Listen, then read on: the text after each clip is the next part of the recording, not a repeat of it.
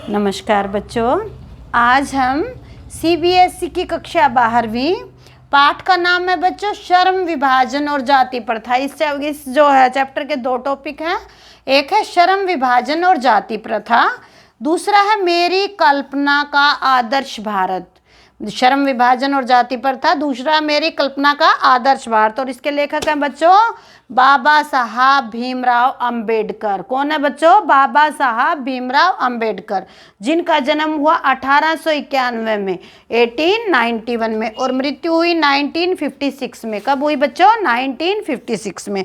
तो भीमराव अंबेडकर जी का तो नाम बच्चों आप लोगों ने सुना ही होगा। इन्होंने जो है जाति के लिए, गरीब लोगों के लिए जितना किया है शायद ही किसी ने किया होगा। इनके लिए अतिशयोक्ति के लिए मेरे पास शब्द नहीं है कि मैं इनकी अतिशयोक्ति कर सकूं, इनका बढ़ावा कर सकूं, इतने मेरे पास शब्द नहीं है। इन्होंने जो एक देश भारत के लिए किया, जो गरीब तबके के लोगों के लिए किया है, कोई नहीं कर सकता जितना इन्होंने किया है। तो इसका जो पहला टॉपिक है वो ये है श्रम विभाजन और जाति प्रथा।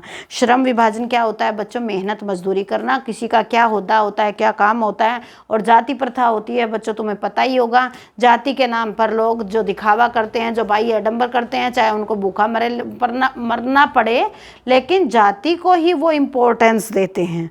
तो यह जो पाठ है ये अंबेडकर जी का जो भाषण था लंदन में, वो एनिहिलेशन ऑफ कास्ट के ऊपर था बच्चों, जो 1936 में इन्होंने स्पीच दिया था। और इसका अनुवाद जो ललई सिंह यादव ने जाति भेद शीर्षक में किया। किस में किया बच्चों? जाति भेद शीर्षक में किया है।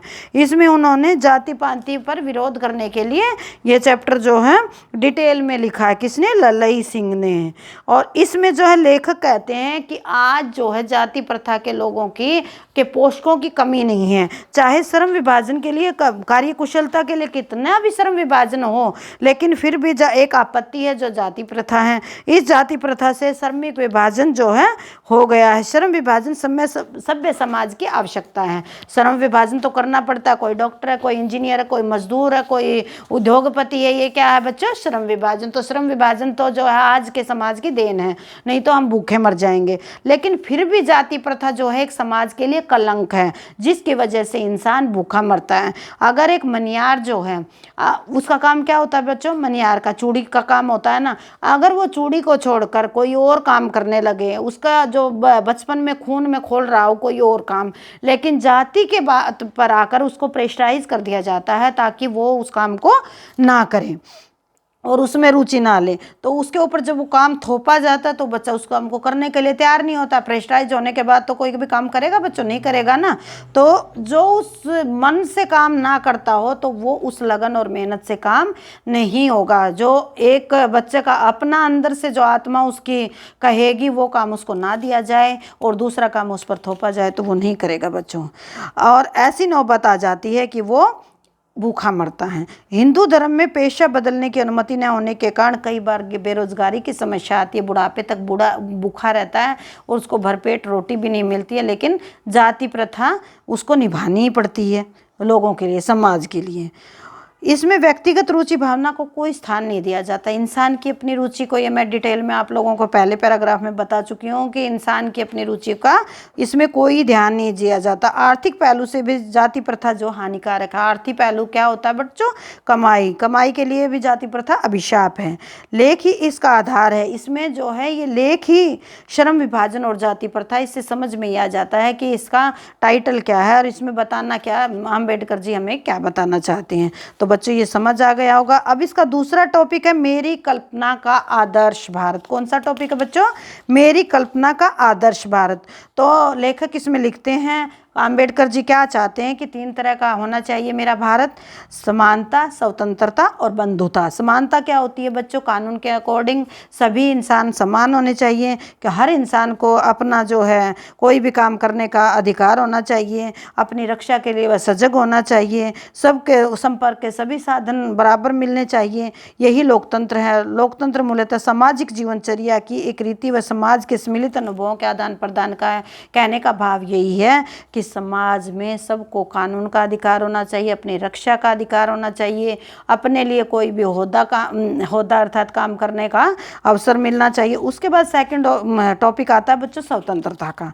तो स्वतंत्रता क्या होती है कि किसी भी आदमी को अपने बचाव के लिए कोई भी औजार रखने की स्वतंत्रता होनी चाहिए, किसी भी तरह का काम करने की स्वतंत्रता, कोई भी कपड़ा पहनने की, कैसा वेशभूषा, उसके बालों की बनावट, कोई भी प्रतिबंध उस बच्चे के ऊपर, उस इंसान के ऊपर नहीं होना चाहिए। और उसके बाद तीसरा टॉपिक आता है, नहीं सेकंड आता है समानता का। शारीरिक वंश परंपरा, शारीरिक किस वंश से वो पैदा हुआ है, ये समानता होनी चाहिए। दूसरा क्या है, सामाजिक उत्तरदायित्व, कि समाज के ऊपर उसका उत्तरदायित्व क्या है। ये नहीं होना चाहिए कि चमार कुल में पैदा हुआ है, ये तो चूड़ा है, ये बातें नहीं होनी चाहिए। लेकिन उसकी जिम्मेवारी क्या है, उसको क्या अधिकार है, अपने समाज के लिए वो क्या कर सकता है, ये भावना हो। तीसरा क्या है, मनुष्य के अपने प्रयत्न, कि कोई मनुष्य फैक्ट्री खोल लेता, कोई इंजीनियर, कोई डॉक्टर, तो कोई मंत्री बन जाता है। ये इसमें जो है जाति प्रथा नहीं देखी जाती, नहीं ऊंच नीच देखा जाता, ये सारी बराबर समानता की भावना होनी चाहिए। इसके बाद आता है बंधुता। तो हर इंसान को, चाहे छोटा है, चाहे गरीब है, चाहे अमीर है, चाहे कोई भी है, उसके लिए समान अवसर होने चाहिए, उसको हर जगह हर ओहदे पर काम करने का अधिकार होना चाहिए। लेखक का मानना है कि उच्च वर्ग के लोग उत्तम व्यवहार के मुकाबले में निश्चय ही जीतेंगे, कि उच्च आदमी तो निश्चय ही जीतेगा, क्योंकि उत्तम व्यवहार का निर्णय भी संपन्नों का ही करना होगा। क्योंकि ऊंच आदमी जो बोलेगा वही तो छोटा आदमी बोलेगा। दास क्या बोलता है, यस सर, यस मैडम, वो तो वही जिंदगी भर तक यस सर और यस मैडम में अपनी ज़िंदगी निकाल देता है, क्योंकि वो तो उसको तो दास बना दिया जाता है।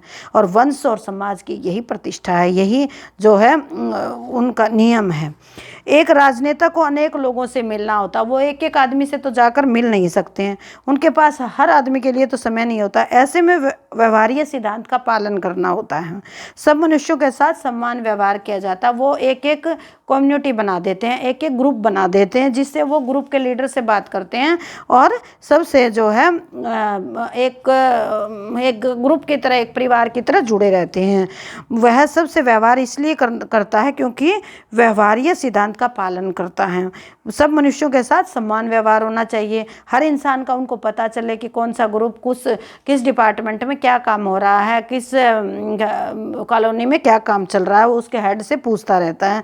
फिर भी राजनीतिकों के लिए उपाय का यही मार्ग है, इसके अलावा उनके पास कोई रास्ता नहीं होता है कि वो किसी से जाकर अलग अलग बात करें। तो बच्चों, ये पाठ जो है आपको समझ आ गया होगा। अब मैं क्वेश्चंस एक दो इम्पोर्टेंट बता देती हूँ। जाति प्रथा को श्रम विभाजन का आधार क्यों नहीं माना जा सकता, पाठ से उदाहरण देकर समझाइए। जाति प्रथा जो है श्रमिकों का विभाजन करती है। जाति प्रथा, श्रम विभाजन क्या होता है, श्रम विभाजन मेहनत का, उसका विभाजन कौन करती है, जाति प्रथा। अगर कोई सफाई का काम करना चाहे उच्च वर्ग का आदमी, तो उसको करने नहीं देंगे, क्योंकि बोलेंगे ये तेरी जाति का काम नहीं है। और दूसरा क्या है, श्रमिकों के विभिन्न वर्गों में विभाजन किसी देश में नहीं है। ये इंडिया के अलावा ये विभाजन किसी अन्य देश में नहीं है कि छोटी और ऊंची जाति कुछ होता है, लाल खून सब में होता है, सभी एक ही तरह के इंसान होते हैं, तो ये बंटवारा क्यों। और जाति प्रथा मनुष्य को विपरीत परिस्थितियों में जो है पेशा बदलने की अनुमति। अगर कोई किसी औरत का आदमी मर जाता है और वो बहुत गरीब हो जाती है और अच्छे कुल से है, अगर वो झाड़ू पोछा या सफाई का काम करने लगे तो कोई नहीं करने देगा, बोलेंगे ये तेरे कुल का, ये वंश की परंपरा नहीं, चाहे भूखा मरना पड़ जाए लेकिन ये काम नहीं करने देंगे। लेखक के मन में दास्ता की व्याख्या क्या है, कि दास्ता क्या होती है। दास्ता होती है कि कोई भी मनुष्य कानून के लिए तो बराबर है, लेकिन फिर भी ऊंच ओहदों पर बैठे अधिकारी वो नीचे ओहदे पर काम करने वाले गरीब इंसान को दास के रूप में यूज़ करते हैं। दास का मतलब यस सर और यस मैडम वो ज़िंदगी भर करता रहता है और इसी में जकड़ा रहता है। इसमें कुछ व्यक्तियों को दूसरे लोगों द्वारा निर्धारित व्यवहार व कर्तव्यों का पालन करने के लिए विवश कर दिया जाता है। दूसरे लोगों के व्यवहार अर्थात अपने से ऊँचे आदमियों के अकॉर्डिंग उनको अपने से ऊँचे आदमियों के अनुसार ही उनको चलना पड़ता है, चाहे वो उस बात को मन से माने या ना माने, लेकिन उनको अपने ऊपर वाले लोगों की माननी ही पड़ेगी, जो उनके कर्तव्य हैं वो निभाने ही पड़ेंगे। ये ही दास्ता है। तो बच्चों, ये पाठ आपको समझ आ गया होगा। धन्यवाद बच्चों। ये मुश्किल है पाठ, बच्चों को भी इसका समझ आ रहा था।